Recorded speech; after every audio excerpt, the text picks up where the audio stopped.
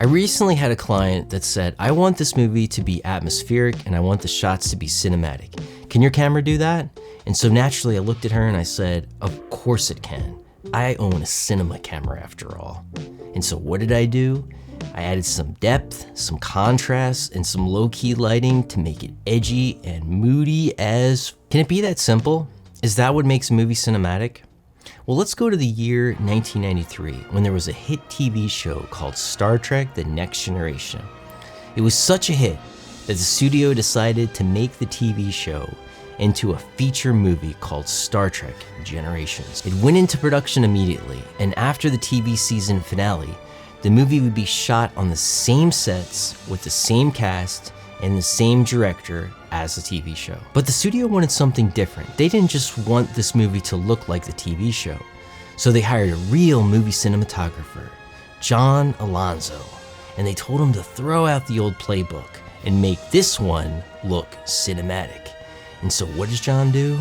He adds some low-key lighting and makes it moody as... Consider this. The TV show used high-key lighting similar to a hospital or laboratory or military base. It was more realistic, while the movie's tone was much darker and edgier. Time is the fire in which we burn. It also didn't look as real. Why would a starship only have a couple soft light bulbs? But still, it looked awesome, and there were so many colors, it was more contrasty, and the lighting added much more texture. It looked like a painting, and there really was more cinematic by our standards. So to summarize, 90s TV shows, bright style, real looking, cheaper. Films, high production value, dark, edgier, look like a painting, but slightly unrealistic maybe. But now it's not so simple. We have these high-end TV shows like The Crown and Better Call Saul and The Last of Us, which look way more cinematic than modern movies. And movies today have a much more realistic aspect to them. Just look at the Oscar Best Picture winner Nomadland, which in my opinion is the definition of realism in film, as they use real people instead of actors.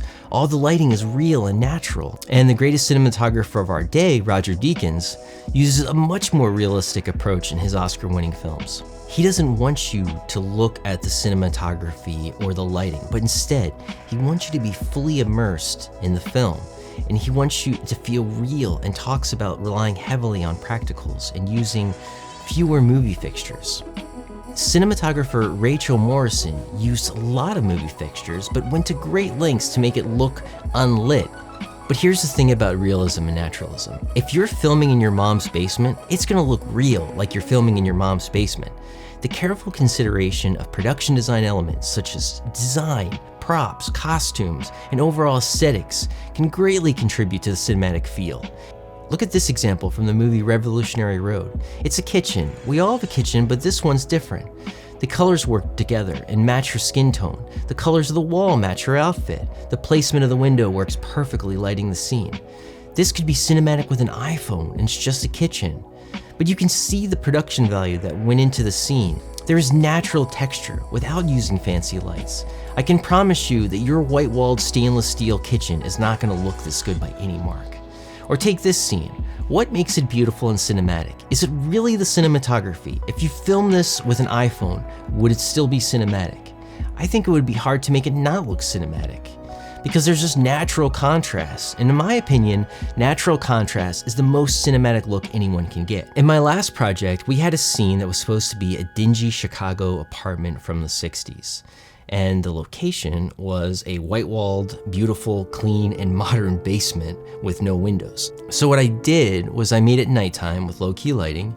I dialed in 3000 Kelvin tungsten color to match the light bulbs, and created some contrast in the background using a daylight balanced light bulb so it would appear kind of bluish like the city lights were coming in the walls behind. I used the Aputure B2B bulbs so I could control the color temperature. I made a double soft diffusion light with the Aputure 600X so the light would gently wrap around the subjects and create contrast and depth. I underexposed by about a stop, so it really crushed the blacks and made it look naturally moody. Also, I opened the aperture of my camera as wide as possible to blur out the background, which was very modern looking. And I'm actually quite proud of how the scene turned out.